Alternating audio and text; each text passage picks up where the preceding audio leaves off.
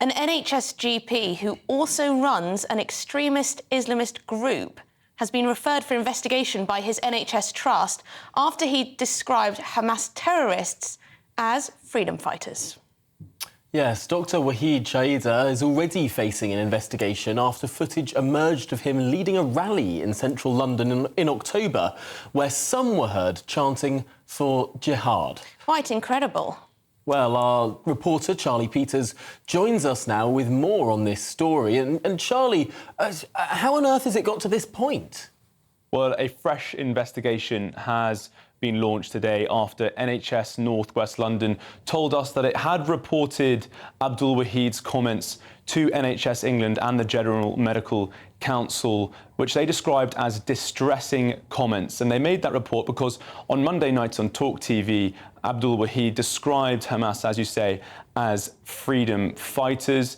He also failed to condemn the terror attacks on October the 7th. He said that the killing of civilians would always be appalling. However, he said that so much of that day had been disputed and we just don't know what had happened. He's reiterated these comments on his Twitter account. Now, of course, there are so many reports from that day, first-person testimony, and hundreds of bodies, many of them innocent civilians from that day. So there's plenty of proof to refer to, but it appears that this NHS GP, based in Leafy Harrow, does not believe it is worthy yet of condemnation. So there's been a long timeline here in this GP's situation with the General Medical Council and the NHS and that investigation. But the update today is a fresh review after those distressing comments on Monday night. Now, back in October in central London at that rally after the terror attacks occurred on the 7th,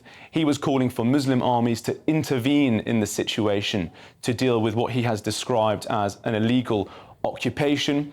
He also described Hamas as a resistance organisation and said that what happened on the 7th, on Black Saturday, as it's known in Israel, where so many hundreds of people were mutilated and murdered in southern Israel, he said that this was an act of resistance, in fact, and not something that he was able to condemn at the time. So NHS North West London then reporting these new comments on Monday as distressing comments that need to be investigated.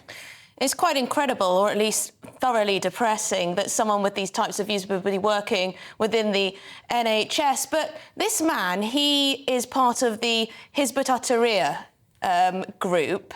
Now, this is a prescribed group in some countries, including a lot of Muslim countries. Am I right? Are the government now considering prescribing this group here? So in 2017, Indonesia actually revoked the legal status of this organisation.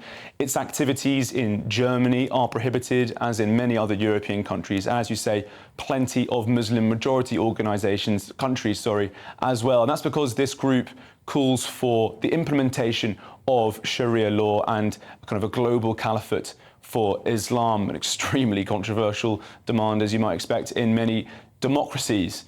And so that group is prohibited in many countries, but it isn't prescribed in Britain. And that controversy flared, of course, in October when the organisation was seen marching and chanting soon after the terror attacks on the 7th. We don't know what the current status is and what the Met is thinking on prescribing the organisation. And of course, since that event occurred, we have had a change in Home Secretary. So plenty of things for James Cleverly to get to grips with. But we do know that the General Medical Council has received reports of concerns from locals in North West London, in the area where this GP operates. They're concerned about his views, and patients have also reportedly told the GMC that they do not feel safe being looked after by this GP. So we'll await further updates from NHS England and the GMC as they continue their assessment of what he keeps saying.